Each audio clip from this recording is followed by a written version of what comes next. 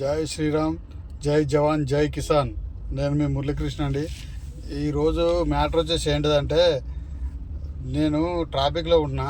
మధ్యలో ముందు కారు ఉంది, నేను దాని వెనకాల నేనున్నా. ఆ మధ్యలోకించి స్కూటీ అతను పోయిండు. ఏం చేసినా చూపిస్తా ఇప్పుడు మీకు. నంబర్ ప్లేట్ చూడండి ఒకసారి. ఇట్లా బెండ్ చేసిండు. కొద్దిగా 2 నిమిషాలు అయితే అయిపోయేదానికి నా నంబర్ ప్లేట్ మొత్తం బెండ్ చేసిండు.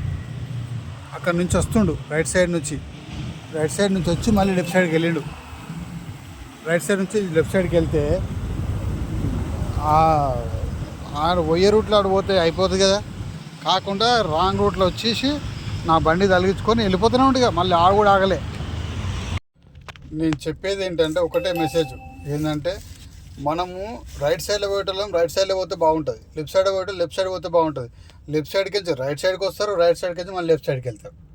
అట్లా పోవడం వల్ల ఈ పెద్ద వెహికల్ తాగుతాయా, తలిగితే పెద్ద పర్షన్, తలిగిందనుకో అంతే సంగతి, కాల్ చేయగలిసిందే.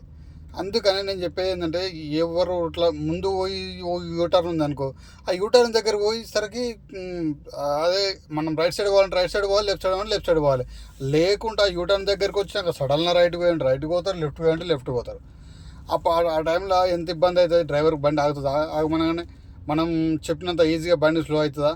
ఎంత చెప్పినా ఈ కుక్కతో ఒక గుండాయి కట్టినట్టే ఉంది ఇలా కథ. అది చెప్పినప్పుడే బాగుంటుంది, చెప్పిన తర్వాత అది యథావిధికి వస్తుంది. ఇప్పుడు దానివల్ల నాకు డ్యామేజ్ అయినట్టే కదా.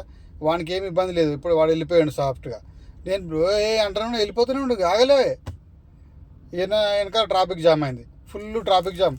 ఎట్లా పోతురంటే ఒక్కనికి సెన్స్ లేదు. అట్లా పోతురు, వీటికి ఏడిపోతున్నారు, వాటికి ఆడిపోతున్నారు. అరే కనీసం ఇప్పుడు ఎదురుగా ఏదంటే బండి వెహికల్ అయింది, ఆ వెహికల్ని క్లియర్ చేసి తర్వాత వచ్చేటి పోతే అది క్లియర్ అవుతుంది. అట్లా కాకుండా వాడు ఆడనే ఉండాలి, నేను పోవాలి. అవుతుందా? 2 సెకండ్లు 3 సెకండ్లు ఆగితే అది క్లియర్ అవుతుంది, వెళ్ళిపోవచ్చు. అట్లా లేదు. ఇప్పుడు ఎట్టి పెట్టి నేను ముందు పోవాలి, అవుతుందా? ముందు పోవాలంటే చూసుకోవాలి, పొజిషన్ చూసుకొని నడిపితే బాగుంటుంది. నేను ఒకటే చెప్పదలుచుకున్నా, ఇట్లా ఈ డ్రైవింగ్ చేస్తే దెబ్బ తలుగుతాయి, హాస్పిటల్ పాలు అవుతారు. అవసరమా? మనం 2 సెకండ్లు ఆగితే అయిపోయేదానికి అంత రిస్క్ తీసుకునే అవసరం లేదు.